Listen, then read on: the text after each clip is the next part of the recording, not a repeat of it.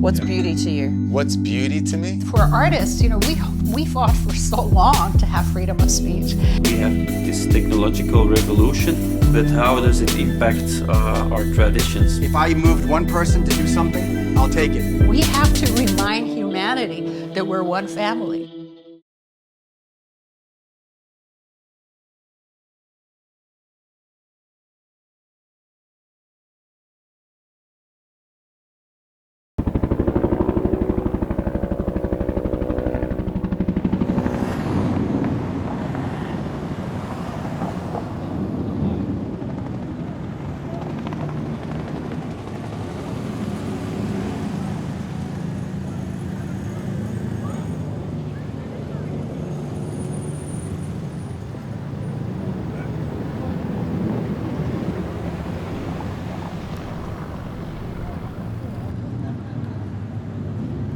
In order to understand our next artist, it helps to take a look into her past and picture the circumstances that got her here. Imagine if right now the clock was turned back and our basic rights were taken away. Equality and free will gone. Our right to be affectionate, show our skin and hair in public, gone. Imagine if our leaders mandated religion, insisting it's the will of God, not the people, that matter most. Civil war breaks out and life becomes a nightmare of death and destruction whereby the only way to survive is to give in or escape. You arrive in another country as a refugee, safe. It's a badge of strength, courage and victory. But you're haunted by what you saw and the family you left behind. And now here, for some reason, people don't see you as an equal. Do you try to explain that your life was similar? Or do you just get to work? Distract yourself with a complex project. Focus on the now and push through the pain for a brighter tomorrow. That's what our next artist did.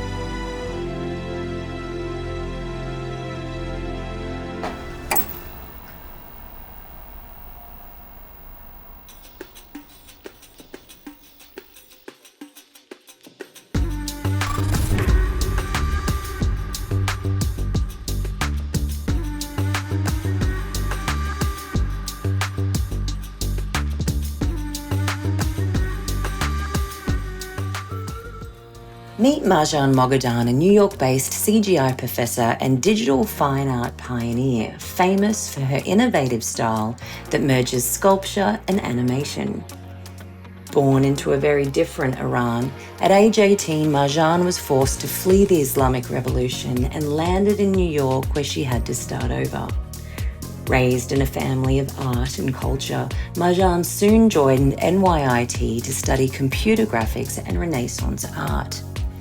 In the 1970s, computers were a totally new and intimidating technology for most, but Marjan immediately saw their potential by embracing 3D graphics and animation as her fine art tools for the future. By the 1980s, Marjan was one of the few digital artists selling and exhibiting her work. Today, she's an award-winning digital art icon, exhibited and celebrated globally, from the Smithsonian Museum to BBC Arts to her latest NFT series, going viral multiple times with literally millions of views. Some artists are realists and some are idealists. He always had the ideal of the perfect woman. She was both his Venus and his Virgin. She never changed. She was always like this, tall and slender and white. Exquisite hair that flows over her shoulders. I came to the US in 1979 as an immigrant and a political refugee. I'm the last living member of my family. So I started working with one of the teachers that created the world's first paint program. I started painting on a computer and I fell in love with that. And for me, it was sort of like pushing against the trauma of the revolution in Iran and all the regressive forces that had taken over my country of origin. I cried when I saw your Revolution series, just what you've come from and how you immersed yourself into learning a problem like computers to heal. You know, once you've gone through that type of a catastrophic loss, it changes you. And other people who've gone through that, it's like without saying a word, we understand each other. And so there is this sort of bond between immigrants, in particular political refugees in the West and all over the world, because displacement now is a global phenomenon. In Iran, women marched in support of a modern identity, the right to do any job, to dress in modern clothes. Millions more opposed them, wearing the traditional Islamic veil, the chador. What was life like growing up for you? My mom was a stay-at-home mom. She was an incredibly creative woman, and she was an artist as a homemaker. My father was an attorney, and he worked for the cultural ministry in Iran, and his love was the art and architecture of Iran. So I was raised with a real appreciation of art and architecture from my country of origin, and additionally Western art. My younger brother helped me get interested in computers a lot more. He actually went on to become Dr. Marjan Moghaddam, a major pioneer in the field of facial recognition. My other brother was a businessman, and sadly he's passed away too.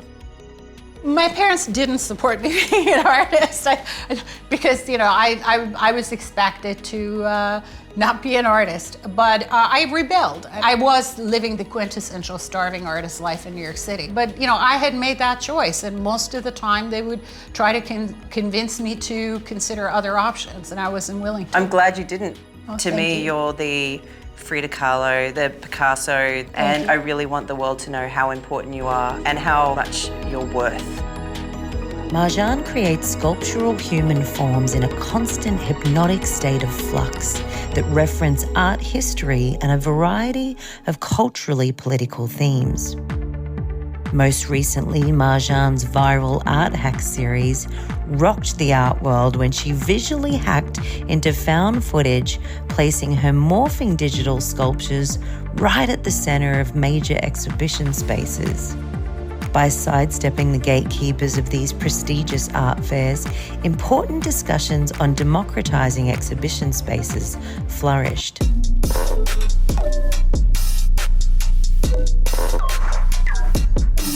I laughed out loud with the one where they're talking about the artwork and you've put the figure in front of this critic talking about a piece. I think it's fantastic. When you look at her work, somehow there is so many historical painting traditions, mostly European, from the Renaissance onwards, even through the 19th century with all these amazing floral passages. Her paintings have the structure of an old master painting, and they're so layered. These are all transgressive hacks. I originally started the art hacks in 2016 as a way of redefining form for digital art, radicalizing curation, and democratizing the exhibition space. I usually do the art hacks in 3 days from start to finish while the art fairs are happening. And a lot of times, you know, what I do is I use a stream of consciousness approach. If there's like political things happening, like when I did the Glitch Goddess of Art Basel Miami, which went viral with millions of views and tens of thousands of shares. And if you scroll, there's just so many comments from women all over the world. Part of the reason I did that is because it was peak Me Too, and I was doing the Glitch Goddess, which glitch is the idea that a female is a singular form, so she goes from heavy to slender to pregnant to young to old, to depict the female in a completely different way. And glitch for me has two meanings. On the one hand, glitch is to the technology what mutation is to genetics. But on the other hand, glitch to me is like the accidents in the studio that sparked entire art movements.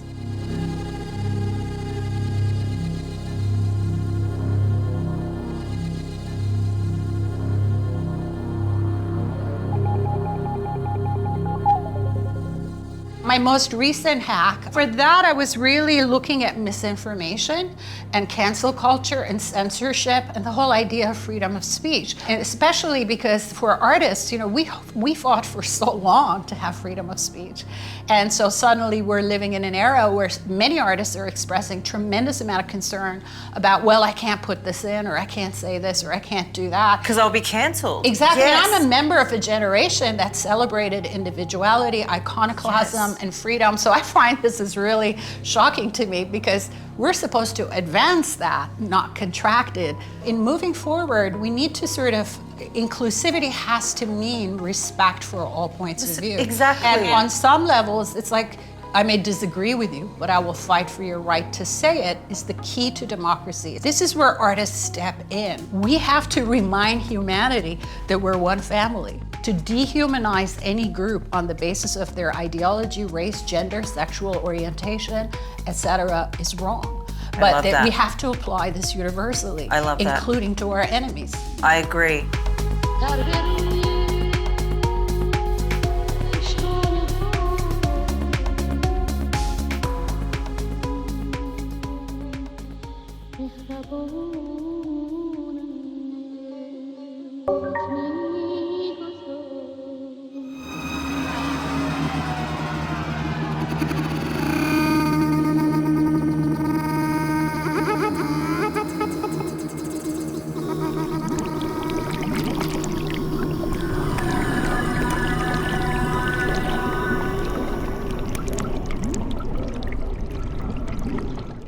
So what I'm doing is I'm using the digital plasticity and the tools of the technology to sort of create bodies that are in a constant state of flux, because we are that way. We're constantly shifting and changing as we inhabit the digital and the physical at the same time. I mean, everybody's got a phone in their hand. And what this does to us is it really changes us. Our identities are becoming fluid. Our bodies are radically changing, be it through plastic surgery interventions or radical exercise programs. I mean, we now have... What do you think of that? I think this is all part of posthumanism. But like any other change, it has its good and bad. Does AI scare you? Yes, AI should scare everyone as a very intelligent system that's trained on you and your habits in terms of interaction with the internet. And it's using that information to develop an understanding of you in order to manipulate you. And I think that as we move towards the future, there's going to be a greater and greater need for data regulation, how data is collected on individuals in terms of right to privacy, and in what way, shape, and form can that data be sold and manipulated.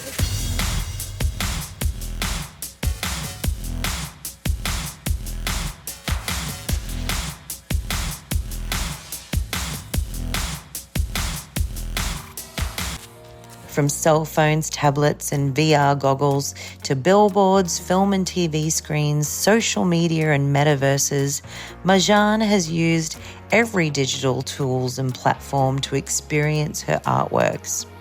Music is composed to perfectly underscore her futurist aesthetic, often in the form of uber-digital glitch music created by none other than Marjan herself. So what kind of music were you into growing up? I played Joni Mitchell from the songbook on my guitar, and Carole King on the piano. What are you into now? Electronic music, EDM. I'm a huge fan of glitch music. I wanted to talk to you about the music. I love the music. Yeah. And you make your own music. You Sometimes, do it all. not always. I usually end up doing the music myself, but I prefer working with musicians rather than doing the music myself, because it's a lot of time. That's so nasty.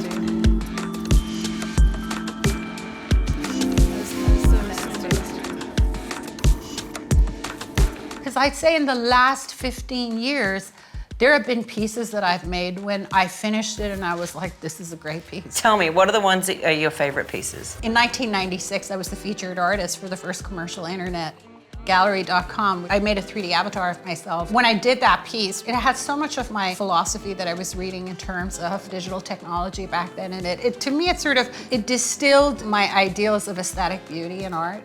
I think then fast forward, I think Adoration of Gas Tank and Adoration of Telephone, which are large format prints. These were all non-human, non-living things that became extensions of the body. And so in that regards, they were visualizing posthumanism. And Baiser the Kiss. Yeah, I think that's probably, in terms of my technique of chronometric sculpture, which is how I describe what I do, it's probably one of my best. Ladies, work it back. Digital art was created around 1962 in New Jersey at the scientific research company Bell Labs. The discovery came from an error during a programming project using high-speed printers designed to plot wave images of human speech for scientific data. The printer produced an error in the form of a graphic mess that sparked engineer Julian Berlekamp to comically call it computer art. This inspired his colleague Michael Knoll to explore randomness with mathematical equations to intentionally create computer art. By the 1970s, digital art was mostly in a commercial context, but it wasn't until personal computers took off in the 80s and 90s that digital art started to finally emerge.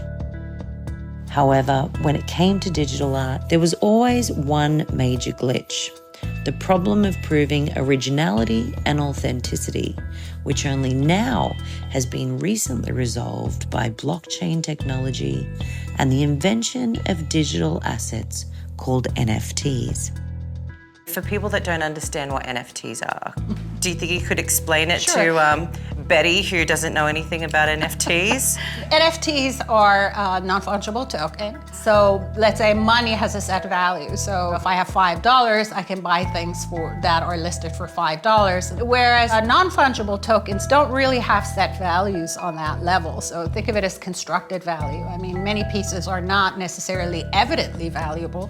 I mean, a string on a wall may not be evidently valuable, but there's a constructed value behind it. This is really using the blockchain to create a system for the recording of financial transactions involving art, and this information, because it relies on a decentralized blockchain, is never going to disappear. For artists such as me, who are digitally native, so to speak, it's the best way to sell art. Right. Because for many years I was forced to materialize my work as print or sculpture or wall-hung video art, etc. So it was always like a materialization, like a derivative work, not the original. But now I can actually finally sell the work in its original form as NFTs, sense. and I feel like I've been waiting for this my whole life.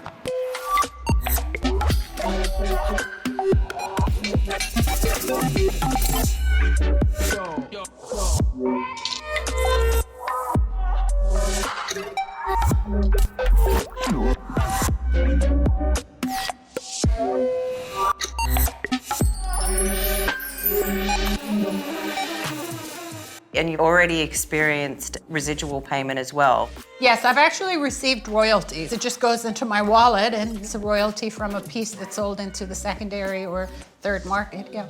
I wonder if the rest of the art world's going, let's bring that for us as well. You know, I actually had this conversation via email with a collector yesterday. Yeah. And she actually has one of my glitch goddesses, and she has a major art collection with major blue chip pieces. She told me she's not a fan of buying NFTs of paintings or sculpture, because she understands I'm a digital native.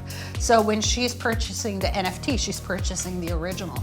And I really appreciate it when collectors actually understand that.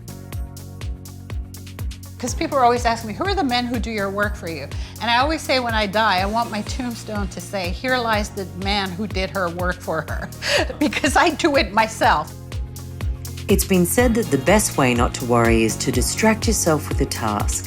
Marjan is an inspiration that proves this approach works. From being called a trailblazer in the world of digital art by the Herald Tribune, the First Lady of Animated Painting by The Examiner, and a digital art icon by Condé Nast magazine, the beauty of Marjan's story is that what started as a way of escaping pain soon became a successful art practice spanning 4 decades that's transformed her life into a higher calling. From her role as a professor to inspiring young women, to striving to remind humanity that we're all one family, Marjan is not only a proud refugee, but an inspiration to us all.